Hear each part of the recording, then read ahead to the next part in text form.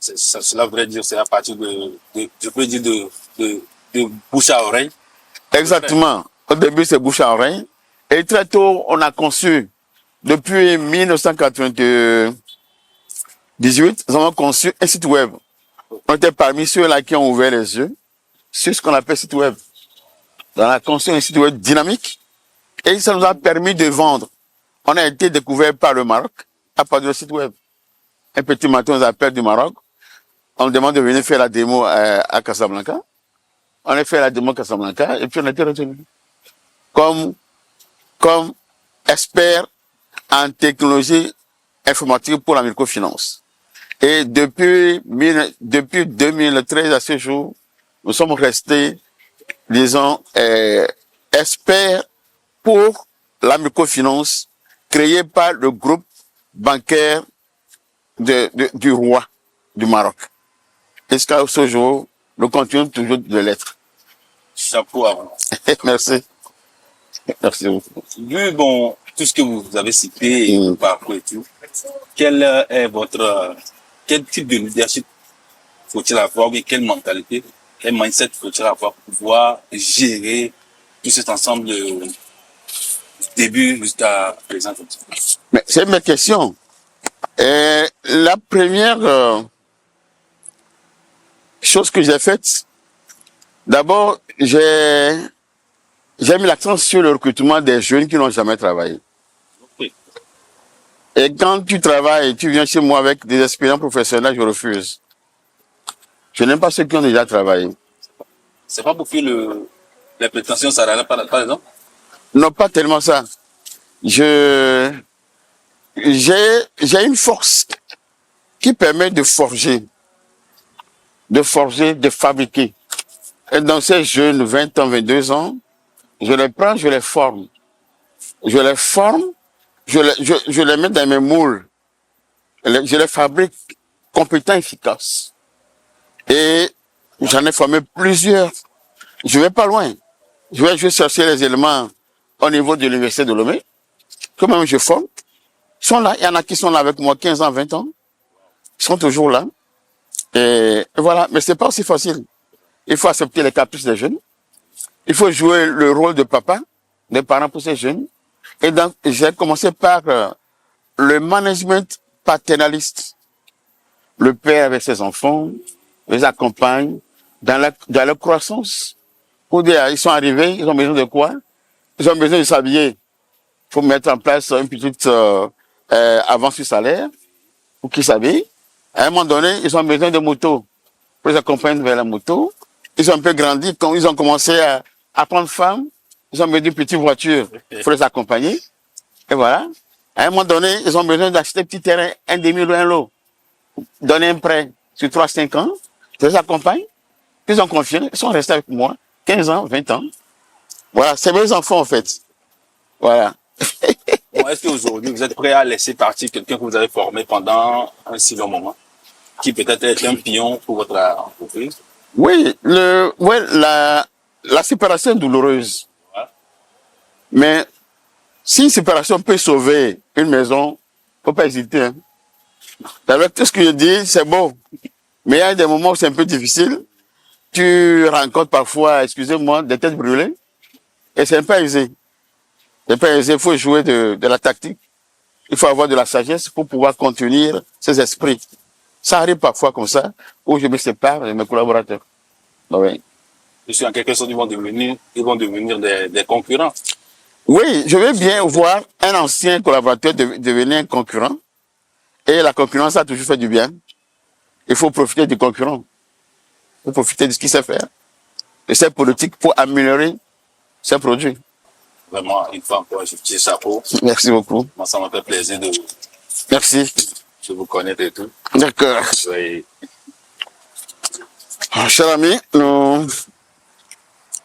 MTC, vous venez de le dire que vous vendez les produits électroniques, les appareils électroménagers et tout.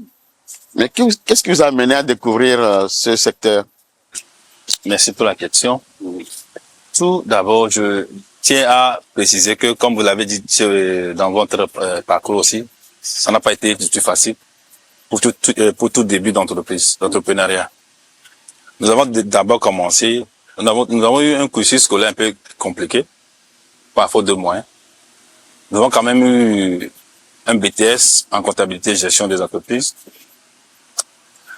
Après cela, on s'est retrouvé, pour ne pas dire, à écrire j'ai l'honneur. Dans le fait d'écrire j'ai l'honneur, on a tellement écrit qu'à un moment donné, on a dit stop. Il fallait se prendre en main. Et par là, on a pris l'initiative de se jeter dans la rue. En faisant un peu de mototaxi à Lomé. Donc, pendant ces moments de mototaxi, on développait notre idée sur qu'est-ce qu'il fallait développer ou bien entreprendre pour pouvoir avoir une vie stable. C'est par là est venue l'idée de vendre, pourquoi pas, des œuvres musicales. Au départ, c'était un truc comme ça. C'est-à-dire, il y avait un moment, c'était la vente des CD, des clés USB qui étaient en vogue à Lomé. Et nous aussi, on s'était insérés dedans. Et c'est par là que l'idée a mûri et la demande aussi venait dans le domaine de l'électronique, de l'électroménager, et nous nous sommes insérés dedans. Et au fur et à mesure, ça a pris forme. Voilà. Oui. Quelles sont vos sources d'approvisionnement? Actuellement, nous avons plusieurs sources de sources. Nous approvisionnons à Lomé, en Chine, à Dubaï et aussi en Turquie. Bon, par moment, en Europe. Voilà. Et quels sont vos principaux fournisseurs? Bon, ici à Lomé, on a plusieurs partenaires. Oui. On ne peut pas finir de les citer ici. Mais en Chine aussi, pareil, on a plusieurs fournisseurs, des usines et tout, qui nous fournissent aussi. Donc, je vais taire le nom ici. Tout à fait. Et c'est normal. Oui. Et comment vous arrivez à percer le marché togolais, étant donné qu'il y a des concurrents qui sont déjà disponibles comme Ranco? Oui. J'ai un Ranco qui est là depuis effectivement. 40 ans. Oui. Comment vous arrivez à vendre aux côtés de Ranco? Quelle est votre politique commerciale? Et par quel moyen vous arrivez à percer le marché, étant donné qu'il y a ces dinosaures qui sont là? Très belle question. Et ça n'a pas été facile. Et ça continue à ne pas toujours être facile. Ouais. Parce que étant donné qu'on a de gros concurrents, mais nous aussi, on essaie de tirer notre épingle du jeu en s'attaquant souvent aux réseaux sociaux. Nous apportons notre visibilité sur les réseaux sociaux et aussi, pourquoi pas, dans la masse, à travers des petites publicités, à travers ces genres d'émissions. Okay. Donc, à peu près, c'est ça. Comment avez-vous formé votre équipe? Bon, notre équipe, on l'a formée sur le volet comme ça, à la vrac. C'est maintenant que nous essayons de bien structurer, puisqu'il y a des grandes écoles qui nous apportent de l'eau à notre moulin, en nous proposant des stagiaires et tout. Je vais aussi taire le nom de ces grandes écoles, des écoles d'affaires, des grandes écoles de BTS qui nous apportent aussi des stagiaires. Donc, par là, ou bien après des stages de certaines personnes, bon, on les recrute, ou bien bon, on les met sous contrat à durée déterminée. Et ça nous facilite aussi la tâche. Donc, c'est par là qu'on arrive à avoir notre équipe. Nous savons qu'au Togo, il est difficile aux banques de faire confiance aux PMI. Oui. Où est-ce que vous trouvez des financements pour accroître vos affaires? Aussi une très belle question, toujours. C'est pas facile d'avoir des financements au Togo, surtout dans les débuts. Mais actuellement, c'est un peu plus facile. Parce que eux, la banque et les microfinances ont toujours besoin d'expertise. Ouais. Donc, quand vous leur apportez votre expertise et vos expériences et tout, c'est simple. Ils vous accordent ce que vous voulez. Et je peux dire actuellement, ou bien maintenant, c'est un peu plus facile qu'au début. Donc, quelles sont vos perspectives d'avenir? Vous avez évolué dans l'achat pour revendre. Est-ce que vous ne pensez pas un jour de fabriquer vous-même, ou bien de faire le montage de tout ce que vous achetez? Justement. Est-ce que vous ne gagnez pas mieux en achetant les pièces et monter toutes les machines à Lomé pour les vendre? Est-ce qu'il n'y a pas une marge assez importante en le faisant ici. Ah oui. Bon, nous sommes sur le parcours. Actuellement, nous essayons quand même d'importer les pièces de certains articles pour pouvoir faciliter la vie à nos consommateurs sur le plan électronique et aussi électroménager. Mais la plupart de nos articles, quand même, nous les prenons sur déjà conçus.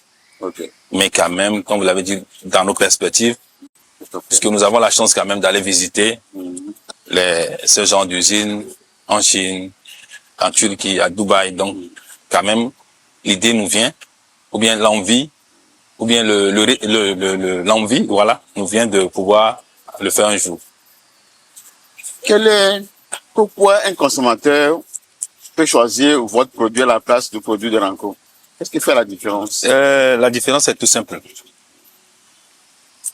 Le client, d'abord, ce qu'il veut, tu l'as. Ranco aussi là. Excusez-moi. Mais, à toi de convaincre le client. De lui proposer non seulement le même produit, à un prix plus réduit. Et vous lui donnez les garanties possibles par rapport à ce que vous lui proposez. Et vous allez voir que c'est un peu plus facile. Et de là, le client va opter pour chez vous. Alors, dites-moi, quelles sont alors vos garanties que vous offrez à la clientèle?